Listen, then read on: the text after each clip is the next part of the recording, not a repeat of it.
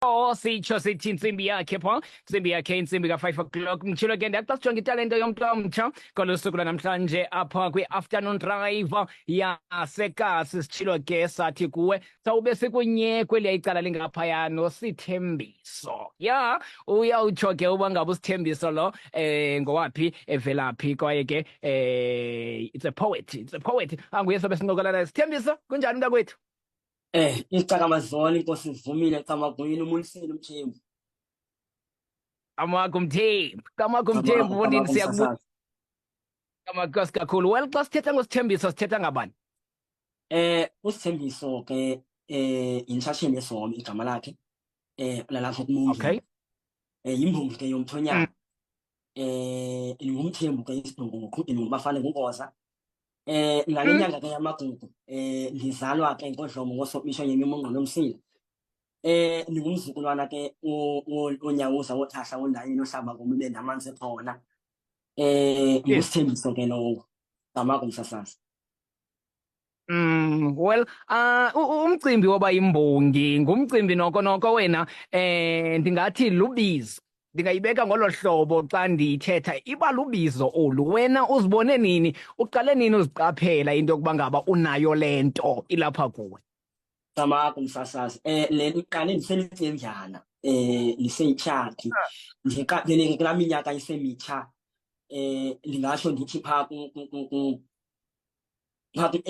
age of 10 years ndiqale phaa ukusazi noba ndim ngoku le nto ndiyayenza nyhani. Alright, wakhula nayo le nto ungumntu yazi ezinye imbongi ndike ndizibuze ke uba ngaba ungumntu okulala sometimes uvuke nombongo okanye xa uyimbongi yomthonyama, imbongi yomthonyama uyohlula ngoluphi uhlobo apha kwimbongi yosiba? Ngama kumsasazi imbongi yomthonyama xa uthetha ngembongi yomthonyama uthetha ngam.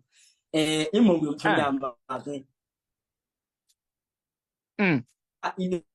isiphiwo somgqibelo inomphakathi. Kumbalwa into yokuba uyifumane imbongi yomthonyama ingathi kanti ayithwasi eqaleni ngoba le nto ivuka nayo imali ithongo ngenye ixesha okanye kubekho into uxelelo ngamanyanga lokuba this is what is happening ngoku okanye ndifuna udlulise lo myalezo kubantu bam okanye kwaba bantu ngeli hlobo nokohlobo amako. Well, alright, enkosi kakhulu siyabulela kweliya icala lingapha i-9 lemizuzu sihleli kwakunye noMthembu mfondini qhudeni ngokwakhe uSithembiso kweliya icala lingaphaya yimbongi yomthonyama ingakumbi xa sijonge le nyanga yamagugu kwakunye nenkcubeko yethu. Ithi le feature isakhona kumntu omtsha. Ndiyafuna ke Mthembu ingakumbi singabantu abatsha kubaluleke kangakanani into yokuba ngaba uzidle kwaye uziqhenye ngobuwena ngemvelaphi yakho. Loo nto ithetha ukuthini kuwe njengomntu omtsha? Ngoba njengoba ndithetha nawe kukho into endiyifumanisayo uba ngaba xa kuthethwa ngesintu sakho kuthethwa ngento ebalulekileyo kuwe into yokuba ngaba uzazi usuka phi, ngoba xa ungazazi usuka phi awuyuzazi apho uya khona. Ungathini umntu omtsha? Eyona myalezo endinokuthumela kumntu omtsha ngakumbi kule nyanga yethu yokuzidla ngamagugu nenkcubeko yethu. Kubalulekile kakhulu ngakumbi kule mihla yangoku. Kubalulekile ukuzazi ukuba uzalwa ngubani, ubheka phi, usuka phi, ngoba loo nto isinika ingqiqo kwaye isinika indlela yokwazi ukwenza izinto singawalahli amasiko nezithethe zethu apho saphuliswa ngendlela esaphuliswa ngayo. Ngoba sinento emane sisithi hayi ento zizinto zakudala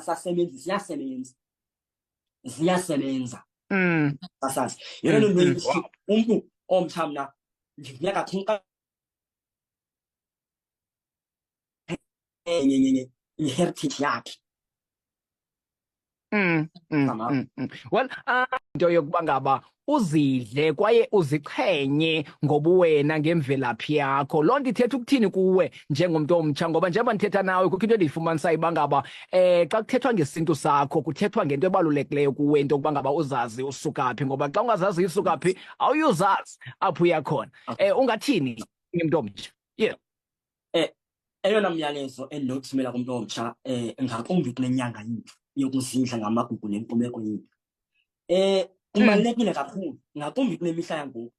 Kubalulekile ukuzazi ukuba uzalwa ngubani, ubhekaphi, usukaphi, ngoba loo nto isinika ingqiqo kwaye isinika indlela yokwazi ukwenza izinto, singawalahli amasiko nezithethe zethu apho saphuliswa ngendlela esaphuliswa ngayo. Ngoba sinento emane sisithi hayi ento zizinto zakudala ziyasebenza, ziyasebenza sasazi. Yeyona nto ithi umntu omtsha mna ndivuya kakhulu i-heritage yakhe. Well, inoba kwelo cala lakho sowusaziwa njengembongi. Ndizama ucinga ke ngoku njengoko sekule nyanga yamagugu nenkcubeko kubakho ke laa minyhadala iba khona nomnye umphulaphulaphulaphule ke ngeli xesha oqonda iba ngaba ndiyayibawela ke le mbongi. Kodwa ke uzosivisa phambi koba uphume utsho nje mbongi sive. Kodwa ke before utsho loo nto ndifuna ingalibaleki. Abantu abakufunayo uyakwazi ufumaneka kwizisulu okanye kwizinto ezithile. Uze kamanje wathi igama sendizenzele. Igama ke ndizenzele, ndiyaziwa ndiyitshatsheni yesonde uSithembiso. Andingazwanga ke.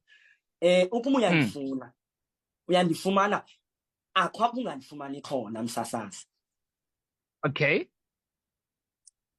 Akho event okanye mnyhadala ndingathi okanye ndingakwazi ukungena kuwo.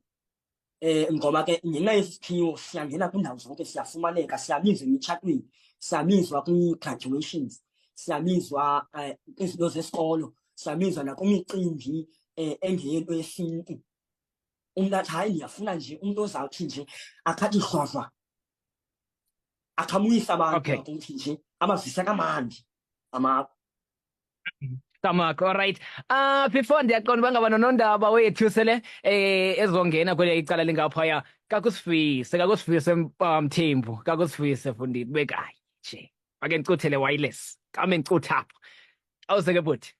Yasombulukile mva ihamba lisahahame madoda elirhangahanga. Umda komnyama madoda ongefaste phaa.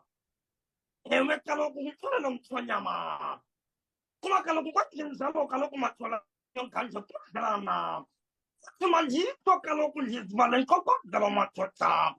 Futhi manditho kaloku mzomnyama kaloku ndivale ngolo. Indikenzele zitheleli. Indithukumise filini. Ithi mandiphuhle ndikhuphe nonyeni. Ndisithi bhodo ke mkhwathini ke nawe sifundile ke nawe zolisi. Uthe wakuvela nje konikampi yakho. Musisithuthukile siyava kugxothwa. Ingxothizolo imunye namhlanje. Yize nami impumlo zibukhali. Yindoda nesiqhele engafuni ukoyiswa. Kuba kaloku ngumthola ngegama livumile. Kuba kaloku mathola bade batholane. Ngumlingwahlele kulinga abamvanayo. Ngusathele nemvelaphi nanona mathotha. Wasibhidela wasiqopha isimolto. Wasibhidela wasiqopha inyawo. Wazikula iinkokheli zesizwe sankomfo. Ngabaqapha wawahlukanisa kaloku abantwana nezalo nezaba kunye. Ewe kaloku andifuna uzibalula ngoba zininzi. Nguwe kaloku utywala, nguwe kaloku uzibonise, nguwe kaloku mali, nguwe kaloku mona. Ewe kaloku kwenjenjalo zizala inkolo makwethini. Uzala indolo inyaniso, isusinzondo. Ukuze kaloku amawethu azosibonisa indlela. Ukuze kaloku amawethu azokwazi ukusinika amathongo aphilileyo.